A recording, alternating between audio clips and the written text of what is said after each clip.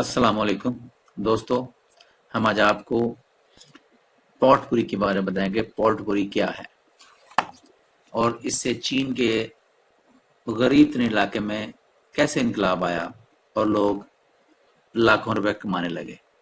تو دوستو، ویڈیو شروع کرنے سے پہلے آپ ہمارے چینل کو سبسکرائب کریں اور اگر آپ کو ویڈیو اچھی لگے تو لائک اور شیئر ضرور کیجیے گا۔ تو دوستو، ہم آج آپ کو بتاتے ہیں پوٹ پوری کے بارے میں۔ چین کے صوبے شین ڈانگ میں بلوچستان کی طرح بہت غربت تھی۔ لوگ غربت سے نیچے زندگی گزار رہے تھے۔ سڑکیں نہیں تھیں، بجلی بھی نہیں تھی، موسم بھی شدید تھا، ٹرانسپورٹ کا نظام بھی نہیں تھا، روزگار کے موقع بھی نہیں تھے اور تعلیم اور صحت کے ایشوز بھی گھمبیر سے گھمبیر ہوتے جا رہے تھے۔ لیکن پھر اس علاقے میں انقلاب آ گیا۔ چینگ ڈاؤ شہر کا ایک شخص جس نے پوٹ پوری بنانا شروع کر دی۔ پوٹ پوری ایک بہت ہی دلچسپ پروڈکٹ ہے جس کے بارے میں شاید آپ کو ابھی آنے والے ویڈیو میں پتہ چلے گا۔ پوری دنیا میں اناج، فروٹ اور درختوں کے چھلکے ضائع ہو جاتے ہیں۔ گندم، چاول، مکئی، کھجور، باجرے اور گنے کے چھلکے ضائع ہوتے ہیں۔ گندم، چاول، مکئی اور باجرے کے سٹے الگ کر لیے جاتے ہیں اور تنے خشک چارے یا جلانے کے کام آتے ہیں۔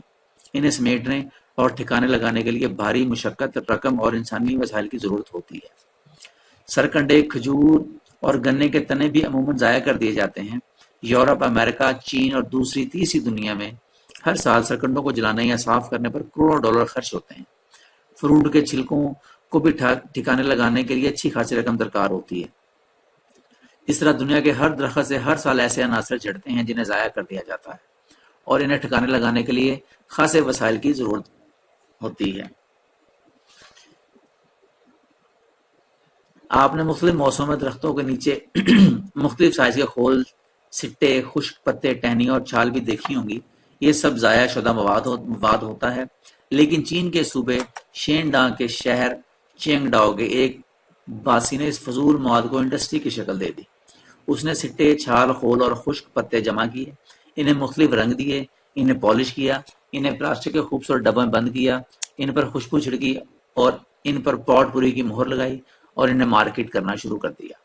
یہ ایک دنیا کے لیے نئی پروڈکٹ تھی اور لوگوں نے اسے دھڑا دھڑ خریدنا شروع کر دیا۔ اس نے گندم، چاول، جو، مکئی، سرکنڈے، کھجور، باجرے اور گنے کے خشک تنے بھی جمع کیے، ان کو بھی رنگ کیا، پالش کیا، گٹھے بنائے اور مارکیٹ کر دیا۔ یہ بھی بکنے لگے اور اس کے بعد اس نے بانس کی چھوٹی چھوٹی چھڑیاں تراشی، شیشم، کیکر اور بیری کی لمبی لمبی ٹہنیاں جمع کی، انہیں خشک کیا، ان کو پالش کیا اور یہ بھی مارکیٹ کر دی۔ یہ بھی یورپ، امریکہ نے خرید لی اور اس کے بعد اس نے پرانی لکڑی کے رف تنے جمع کیے، درختوں اور پودوں کی جڑیں لی، پانی کے اور سمندر کی سیپیاں، گھونگے، سفید جھاگ اور پانی میں ڈوبی چٹانوں کے ٹکڑے جمع کیے، انہیں بھی پالش کیا اور یہ بھی مارکیٹ کر دی۔ یہ بھی فوراً بک گئی۔ اس کے بعد دیکھا دیکھی شہر کے دوسرے لوگوں نے یہ کام شروع کر دیا۔ یہ بھی ملک کے مختلف حصوں سے اشیاء جمع کرنے لگے، انہیں رنگ روگن، پالش کرنے لگے اور مارکیٹ میں بیچنے لگے۔ دیکھتے ہی دیکھتے ڈیکوریشن کا یہ سامان انڈسٹری کی شکل اختیار کر گیا اور پوری دنیا پوٹ پوری کی خریداری کرنے لگی۔ صوبہ اور چین کے صوبے شین ڈانگ کا رخ کرنے لگی۔ آج ایک سال بعد پوٹ پوری خشک ٹہنیاں، درختوں کے تنے اور سمندری چٹانوں کے ٹکڑے نہ صرف انڈسٹری بن چکے ہیں بلکہ انہیں دنیا میں انٹیریئر ڈیکوریشن کا پورا نظریہ ہی تبدیل کر کے رکھ دیا ہے۔ یہ ماڈرن انٹیریئر کہلاتا ہے اور آپ دنیا کے کسی ملک میں چلے جائیں، آپ کو ایئرپورٹ سے لے کر گھروں تک یہ اشیاء دکھائی دیتی ہیں۔ ان اشیاء یا مصنوعات نے گلدانوں اور زبائشی پیالوں کو ایک نئی انڈسٹری کو بھی جنم دیا ہے۔ آپ کو مارکیٹ میں لکڑی اور شیشے کے درجنوں قسم کے گلدان نظر آتے ہیں۔ یہ گلدان 6 انچ سے لے کر 10 فٹ تک اونچے ہوتے ہیں اور یہ دیکھنے والوں کی نگاہ کو گرفت میں کر لیتے ہیں۔ یہ گلدان بھی پوری انڈسٹری اور صحت اور صنعت پوٹ پوری کے بعد پیدا ہوئی۔ اس صنعت سے وابستہ لوگ پورے چین سے فالتو چیزیں اکٹھی کرتے ہیں، انہیں نئی شکل دیتے ہیں، انہیں رنگ کرتے ہیں اور دنیا کو بیچ دیتے ہیں۔ چین ہر سال صرف ان 2 صنعتوں سے $5 بلین کماتا ہے۔ یہ بلوچستان کے کل بجٹ کا دگنا ہے، جبکہ اگر ہم چین کی صرف ڈیکوریشن کی انڈسٹری کا سالانہ ٹرن اوور نکالیں تو یہ ہمارے کل قرضوں کے برابر ہے۔ چین یہ کر سکتا ہے، یہ اگر فضول و بے معنی چیزوں کو انڈسٹری کی شکل دے سکتا ہے تو ہم ایسا کیوں نہیں کر سکتے؟ پاکستان میں ہر سال 24 ملین ٹن گندم پیدا ہوتی ہے۔ اس کے ساتھ 96 ملین ٹن باریک تنے بھی پیدا ہوتے ہیں۔ ہم ان کا بھوسا بناتے ہیں اور ہم بے شک ان کا بھوسا بھی بنائیں، لیکن ہم اگر آدھے تنوں یا تیلوں کو رنگ کر کے ان کو مارکیٹ کر دیں تو ہم ہر سال اربوں روپے کما سکتے ہیں۔ بلوچستان ایسے عناصر سے بڑا پڑا ہے جنہیں ہم ڈیکوریشن انڈسٹری کی شکل دے سکتے ہیں۔ آپ بھیڑوں کی اون کو ہی لے لیں، بلوچستان میں ہر شخص، ہر خاندان بھیڑیں پالتا ہے، ان کی اون بھی اتارتا ہے اور یہ اون اونے پونوں بکتی ہے۔ کراچی کے تاجر کے ذریعے یہ تھائی لینڈ اور چین میں چلی جاتی ہے۔ کپاس میں نے کپاس کے پھولوں کو رنگ ہوتے دوبارہ پیک ہوتے اور اصل سے 10 گنا مہنگے بکتے دیکھا ہے۔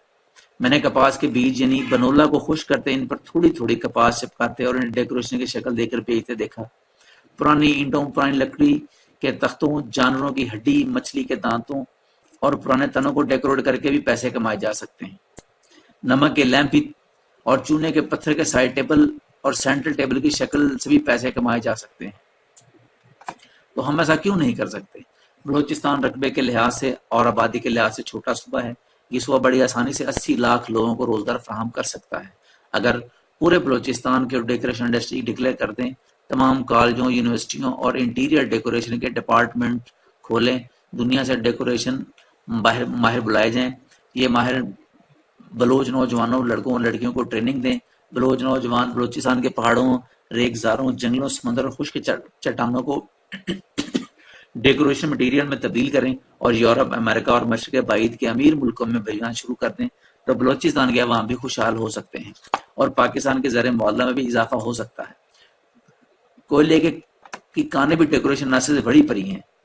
آپ صرف ان چٹانوں کو ایسے ٹکڑے لیں جن کے ایک طرف کوئلہ لگا ہو اور دوسری طرف پتھر لگا ہو اور ان کو پالش کریں اور ان کے اندر چھوٹی لائٹیں لگا دیں اور مارکیٹ میں رکھیں تو یہ آرام سے 1 سے 2 ہزار روپے میں بک سکتی ہیں۔ اگر ہم چاہیں اور تھوڑی سی کوشش کریں تو ہم یہ جانتے ہیں کہ آج کی دنیا میں قومیت کے بجائے معیشت ایشو ہے۔ اگر کوئی معاشی لحاظ سے امیر ہو تو وہ کبھی بغاوت نہیں کرتا، لیکن اس کے باوجود ہم بلوچستان کے معاشی حل کی طرف نہیں آ رہے۔ ہمیں چاہیے کہ ہم اس طرح کی انڈسٹری وہاں پیدا کریں تاکہ بلوچ نوجوانوں کو بھی روزگار پیدا ہو سکے۔